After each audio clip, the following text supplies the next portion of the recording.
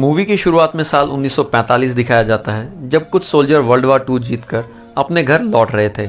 अचानक उन्हें रियलाइज होता है कि वो बर्मुडा ट्रायंगल के ऊपर से उड़ रहे हैं और उनके हेलीकॉप्टर में कुछ प्रॉब्लम शुरू हो गई है और उनका हेलीकॉप्टर ठीक से काम नहीं कर पा रहा। फिर उसी वक्त कुछ विशाल पंछी उनके हेलीकॉप्टर से टकराने लगते हैं और उनका हेलीकॉप्टर क्रैश हो जाता है, जिस वजह से वो सोल्जर अपनी जान बचाने के लिए हेलीकॉप्टर से जंप लगा देते हैं और पैराशूट की मदद से एक आइलैंड पर लैंड कर जाते हैं।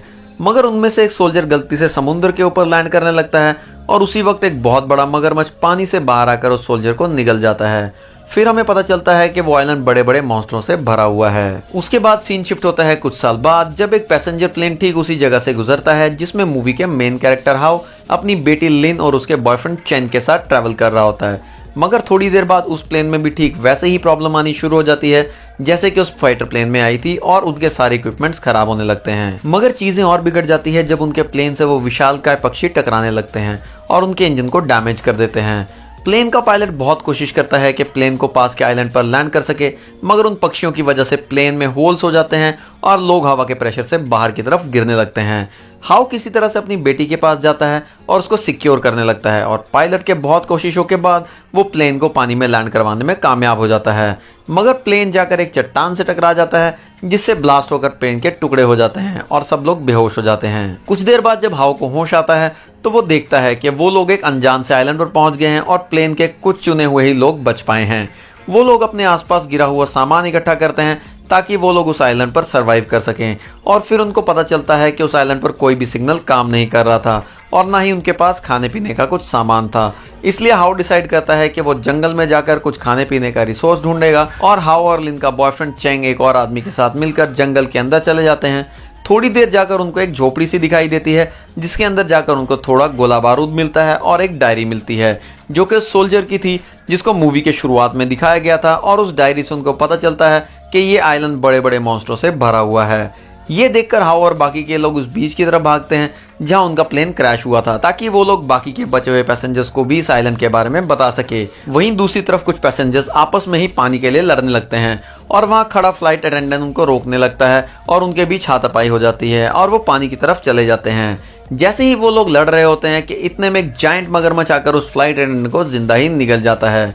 उसके बाद वो मगरमच्छ पानी से बाहर आ जाता है और एक एक करके सबको निगलने लगता है। इधर जब हाउ और उसके साथी वापस आते हैं तो वो देखते हैं कि वहां पर अभी कोई भी नहीं है और उनको उस जायंट मगरमच्छ के पैर के निशान दिखाई देते हैं और वो अपने साथियों से कहता है कि जरूर बाकी के पैसेंजर आसपास ही कहीं होंगे। इधर बचे हुए पैसेंजर उस मगरमच्छ से बचने के लिए इधर उधर जंगल में भागने लगते हैं और लिन एक आदमी और उसकी प्रेग्नेंट वाइफ के साथ एक झरने के पास पहुंच जाती है और ठीक उसी टाइम पर वहां हाउ और लिन का बॉयफ्रेंड भी पहुंच जाता है। लिन अपने फादर और अपने बॉयफ्रेंड को देखकर खुश हो जाती है, मगर उनकी खुशी ज्यादा देर तक नहीं रहती जब उनको पता चलता है कि उनके ठीक सामने एक मॉन्स्टर क्रोकोडाइल उन सब का इंतजार कर रहा था और वो अपने सामने एक पैसेंजर के ऊपर अटैक करके उसको निगल जाता है। ये देखकर सब लोग इधर उधर भागने लगते हैं और वो क्रोकोडाइल एक और लेडी को अपना शिकार बना लेता है। उसके बाद वो क्रोकोडाइल हाउ की तरफ अटैक करने भागता है, मगर वो हाउ को नहीं मार पाता और हाउ उस क्रोकोडाइल से बचकर निकल जाता है और बचे हुए सर्वाइवर्स के साथ ठीक उसी झोपड़ी में पहुंच जाता है जहां उस सोल्जर की डायरी और ढेर सारे वेपन्स रखे हुए थे। हाउ सबको उस कमरे में जाकर रेस्ट करने को कहता है और चैंग को बोलता है कि उनको रात भर वहां पहरा देना होगा ताकि अगर वो मॉन्स्टर क्रोकोडाइल आए तो वो लोग सबको जगा सके और वहां से भाग सकें। इधर सुबह होने पर हाउ सबके लिए कुछ खाने के लिए लेके आने का फैसला करता है ताकि उसकी बेटी भी कुछ खा सके और जिंदा रह सके। वहीं दूसरी तरफ हमें फैंग और ली नाम के दो और सर्वाइवर्स के बारे में दिखाया जाता है जो उसी जंगल में भटक रहे थे कि सडनली ली के ऊपर एक ग्रीन कलर का लिक्विड गिर जाता है और हमें पता चलता है कि वो लिक्विड एक जायंट स्पाइडर के अंडों से निकला है। इधर सुबह जब लिन की आंख खुलती है और वो बाकी के लोगों को भी उठाती है और सब मिलकर उस रूम से बाहर निकलने लगते हैं, मगर जैसे ही वो लोग बाहर जाते हैं वहां का नजारा देखकर वो लोग खौफ के मारे सहम जाते हैं। उनके सामने ढेर सारे मॉन्स्टर स्पाइडर्स घूम रहे थे जो कि उनमें से एक पैसेंजर्स को मार देती है और उनको खा लेती है। ये देखकर वो लोग चीखने चिल्लाने लगते हैं और वहां से भागने लगते हैं। उनकी चीखों की आवाज सुनकर हाउ भी उनकी तरफ भागता है। इधर वो जायंट स्पाइडर लिन और बाकी के लोगों का पीछा करता है और जैसे ही वो सब पर अटैक करने लगता है उस ग्रुप का एक प्रोफेसर उस मॉन्स्टर का ध्यान अपनी तरफ भटकाता है ताकि दूसरे लोग सेफ हो सके और वो स्पाइडर उस प्रोफेसर की तरफ अटैक करने दौड़ती है। इधर लिन और बाकी के लोग चैन की सांस लेते हैं, मगर फिर उनका पीछे और ढेर सारे जायंट स्पाइडर पड़ जाते हैं जिससे भागते भागते वो लोग कुछ झाड़ियों में छिप जाते हैं और फिर वहां हाउ पहुंच जाता है जो वहां के पेड़ के ऊपर की मकड़ियों का ध्यान अपनी तरफ भटकाने लगता है ताकि बाकी के लोग भी सेफ रह सकें। हाउ को देखकर वहां रह रही सभी स्पाइडर्स हाउ का पीछा करने लगती हैं और हाउ भागता भागता सेफ हाउस में पहुंच जाता है जहां वो प्रोफेसर पहले से ही पहुंचा हुआ था। मगर वो स्पाइडर फिर एक बार हाउ और उस प्रोफेसर पर अटैक कर देते हैं और प्रोफेसर बुरी तरह से जख्मी हो जाता है, जिस वजह से प्रोफेसर की जान चली जाती है। फिर वो स्पाइडर हाउ के ऊपर भी अटैक कर देता है, मगर जैसे तैसे हाउ उन स्पाइडरों का सामना करते हुए वहां से भागने में कामयाब हो जाता है और उस स्पाइडर के ऊपर एक ग्रेनेड से अटैक करता है, जिससे उस स्पाइडर के चीथड़े उड़ जाते हैं। वहीं दूसरी तरफ बचे हुए लोग स्पाइडर से भागकर जंगल के दूसरी तरफ चले जाते हैं जहां एक छोटी सी नदी होती है। जब वो लोग उस नदी को पार कर रहे होते हैं तो उन पर एक क्रोकोडाइल अटैक कर देता है। लिन का बॉयफ्रेंड सबकी जान बचाने की कोशिश करता है, मगर खुद ही पानी में गिर जाता है और जैसे ही वो क्रोकोडाइल चैंग को निगलने की कोशिश करता है, ठीक उसी टाइम पर हाउ आकर चैंग को बचा लेता है और वो क्रोकोडाइल वहां से चला जाता है। वहीं दूसरी तरफ फैंग और ली एक फाउंटेन के पास जाते हैं जहां ली अपने आप को साफ करने लगती है, मगर ठीक उसी टाइम पर एक क्रोकोडाइल आकर उसकी टांग पकड़ लेता है और उसको पानी में घसीटने लगता है। ली बहुत कोशिश करती है फैंग उसकी जान बचाए, लेकिन फैंग उल्टा उसको धक्का देकर क्रोकोडाइल के सामने शिकार बनने के लिए छोड़ देता है। इधर लिन और बाकी के सर्वाइवर्स वहां से निकलकर उस क्रैश प्लेन की तरफ पहुंच जाते हैं जो कि उन सोल्जर्स का था और मूवी की शुरुआत में दिखाया गया था। वहां से उनको एक मशीन गन और एक पुराना रेडियो मिलता है, जिससे वो लोग मदद मांगने की कोशिश करते हैं और सब लोग फिर एक बार उस बीच की तरफ जाने लगते हैं ताकि कोई मदद करने के लिए आए तो उनको देख सके। वहां से निकलने के बाद रास्ते में उन्हें फैंग दिखाई देता है जो कि उनके साथ जाने के लिए रिक्वेस्ट करता है, लेकिन हाउ को फैंग पे भरोसा नहीं होता। फिर भी हाउ उसको अपने साथ लेने के लिए मान जाता है। थोड़ा आगे चलकर उनको एक रिवर क्रॉस करना पड़ता है, मगर उनके ग्रुप की वो प्रेग्नेंट लेडी तैर नहीं सकती थी, इसलिए वो लोग एक नाव बनाने का फैसला करते हैं और हाउ नदी क्रॉस करके उस नाव को एक रस्सी से खींचने लगता है। जैसे ही वो लोग नदी क्रॉस कर रहे थे, इतने में एक जायंट क्रोकोडाइल आकर उन सब पे वो अटैक करता है।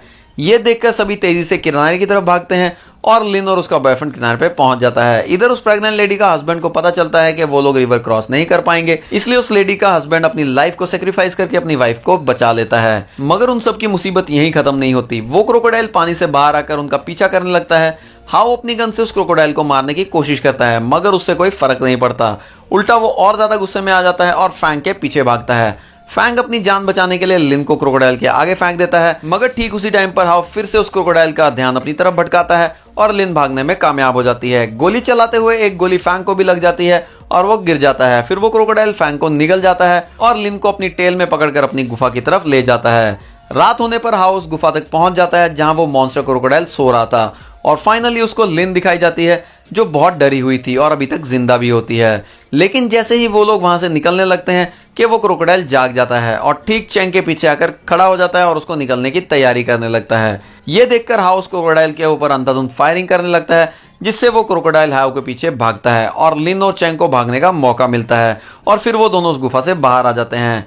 इधर वो क्रोकोडाइल हाउ के पीछे पागलों की तरह भाग रहा होता है और हाउ अपनी जान बचाने के लिए इधर उधर छुपता फिर रहा था और सडनली वो एक छोटी सी गुफा में पहुंच जाता है जहां वो क्रोकोडाइल पहुंच नहीं पाता और हाउ उस क्रोकोडाइल के ऊपर फायरिंग करने लगता है, मगर उसकी गोलियां खत्म हो जाती है और अब वो बुरी तरह से फंस जाता है। हाउ अपनी ग्रेनेड ढूंढने लगता है ताकि वो उस क्रोकोडाइल को उड़ा सके, लेकिन उसका ग्रेनेड कहीं पर गिर चुका था और अब हाउ को लगने लगा था कि उसकी मौत अब बहुत ज्यादा करीब है। लेकिन फिर उसी टाइम पर चैंग हाउ की मदद करने के लिए आ जाता है। हाउ चैंग को ग्रेनेड ढूंढने के लिए कहता है और चैंग पागलों की तरह गुफा में इधर उधर ग्रेनेड ढूंढने लगता है। फाइनली उसे ग्रेनेड मिल जाता है और वो मॉन्स्टर क्रोकोडाइल का ध्यान अपनी तरफ भटकाकर उस पर ग्रेनेड से अटैक कर देता है और उस क्रोकोडाइल को मार देता है। चैंग की इस बहादुरी की वजह से हाउ उससे खुश हो जाता है और अपनी बेटी की शादी उससे करवाने के लिए तैयार हो जाता है। इसके बाद हमें मूवी का फाइनल सीन दिखाया जाता है जब मॉर्निंग में हाउ और बाकी के लोग आइलैंड के सेफ जगह पहुंच जाते हैं और 2-3 हेलीकॉप्टर्स उसकी मदद करने के लिए आ जाते हैं और इसी के साथ साथ मूवी का भी एंड हो जाता है।